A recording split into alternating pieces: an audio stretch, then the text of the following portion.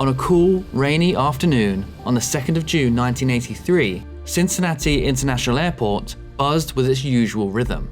The skies were grey, but the atmosphere was ordinary. Passengers shuffled through the gates, planes taxied the tarmac, and the echoes of announcements filled the terminal. Memorial Day weekend had come and gone, and travellers were trickling home. Just after 7 p.m, the routine shattered. A call crackled through to air traffic control from Indianapolis Center, carrying the words that would set off a chain of events no one could have predicted. What unfolded next would not only disrupt the evening's calm, but also send shockwaves through the aviation world, rewriting safety standards forever.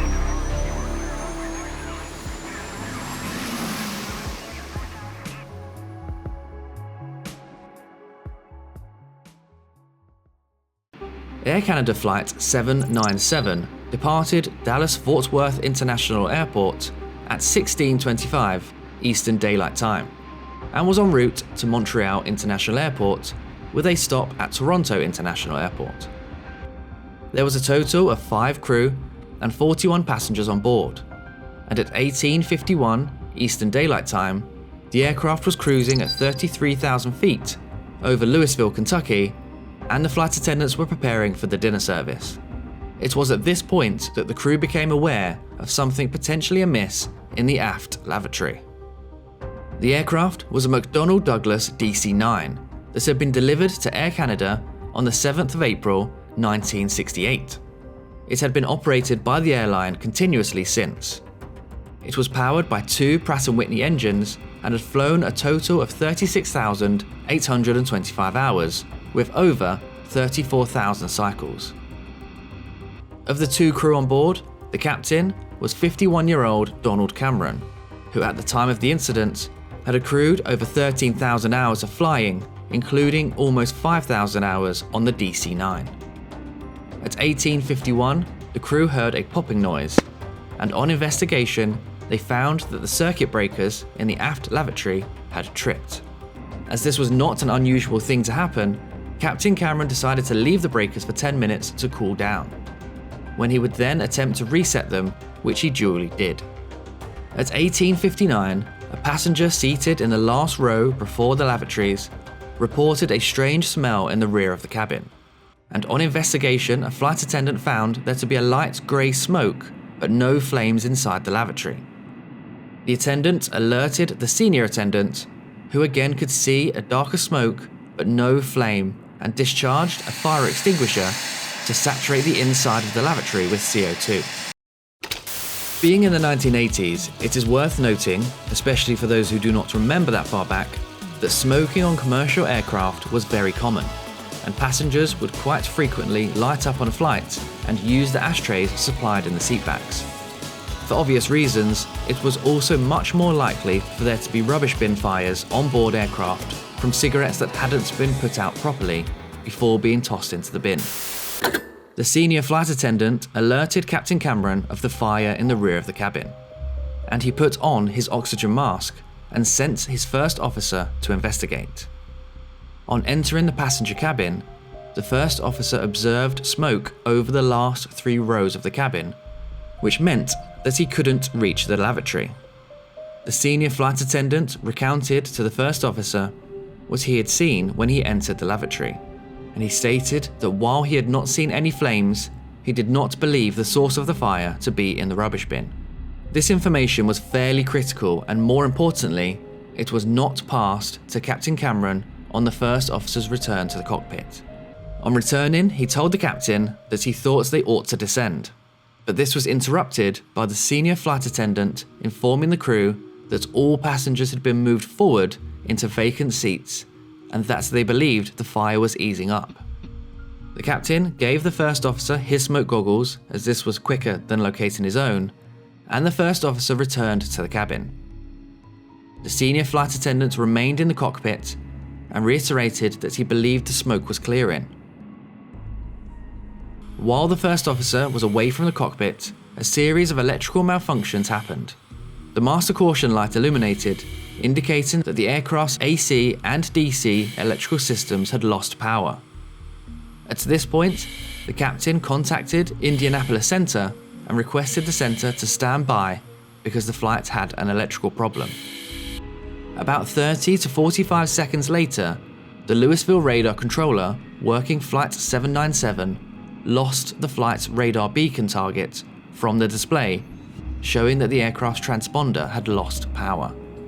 While the captain was speaking to Indianapolis, the first officer had reached the aft lavatory and found the door to be too hot to touch and quickly decided that the fire was now getting out of control. He returned to the flight deck and told the captain, "I don't like what's happening, I think we better go down, okay?" Captain Cameron knew that the first officer believed the fire was out of control and they had to descend immediately. The captain ordered the first officer to activate the emergency power switch to direct battery power to the emergency AC and DC buses.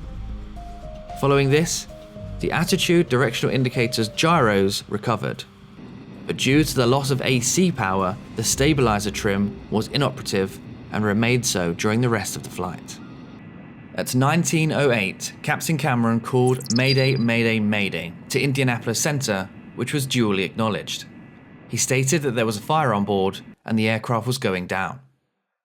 The Indianapolis controller advised that Cincinnati International Airport was within 25 nautical miles of the aircraft's position and that they could reach it. The captain replied that they could reach Cincinnati and requested a clearance. The aircraft was told to squawk transponder code 7700, the code for an emergency, which alerts controllers of an aircraft in distress.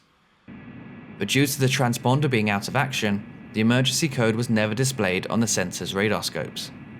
The approach to Cincinnati was very challenging for both the crew and controllers. Because of the loss of power, some of the most basic flight instruments had failed. With the restoration of the emergency AC and DC buses, the captain restored his compass, course heading display, and horizon display. This led the controllers to clear the aircraft for a non-gyro approach, meaning that the approach was being flown without primary heading instruments. This is a high workload approach for both the controller and the pilot alike, and makes the progress of the aircraft much slower than it would be otherwise. In addition to this, to descend towards Sioux City, the aircraft had to fly through a layer of cloud, which, with the reduced instruments available, made the approach full of potential risks. With the emergency buses now only powered by the batteries, the aircraft had roughly 45 minutes of power to the emergency systems remaining.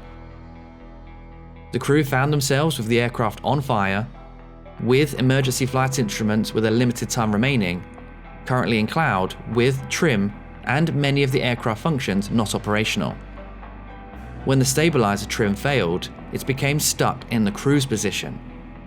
This meant that Captain Cameron had to fight against the forces of the stabilizer trim whilst trying to control the aircraft. For the crew of this flight, the workload was astronomical, with the chances of a safe landing reducing with each passing moment. By now, the cabin was full of smoke, and the flight attendants were handing out wet napkins to help passengers breathe. The acrid smell was burning their noses, throats, and eyes. In addition to the chaos, the PA system, which should have been powered through the emergency DC bus, was not working, which meant that the flight attendants were unable to speak to the passengers in the cabin, but also perhaps indicated failures within the emergency electrical system. The flight attendants took the opportunity to explain to the passengers in the emergency exit rows how to open the emergency overwing doors to help speed up their evacuation once on the ground. This was not standard practice at the time. To make matters worse, the smoke was now entering the flight deck. With no autopilot, the stabilizer trim stuck, and a lack of primary and alternate trim, Captain Cameron was exerting a lot of energy and strength to keep the aircraft stable and on approach. Taking a moment to don their smoke goggles to prevent the irritation of their eyes from the smoke, they became aware that the perspiration from the stress they were under caused the goggles to fog up, making it impossible to see, so they decided to remove them. On leaving the cloud, the visibility was clear and Captain Cameron reported that he could see the runway. The crew extended the landing gear, and they were cleared to land on runway 27 left. Captain Cameron, still fighting hard against the forces of the stabilizer, used his final ounces of strength to line the stricken aircraft up with the runway. There was no time to go around and try the approach again. With the aircraft on fire, the crew needed to get the aircraft in first time. At 19:02, the aircraft touched down on runway 27 left. The difficult landing took its toll. Heavy braking and the lack of an anti-skid system due to the electrical failure caused the aircraft to burst all of its tyres. Firefighters and emergency responders were in attendance as soon as the aircraft landed.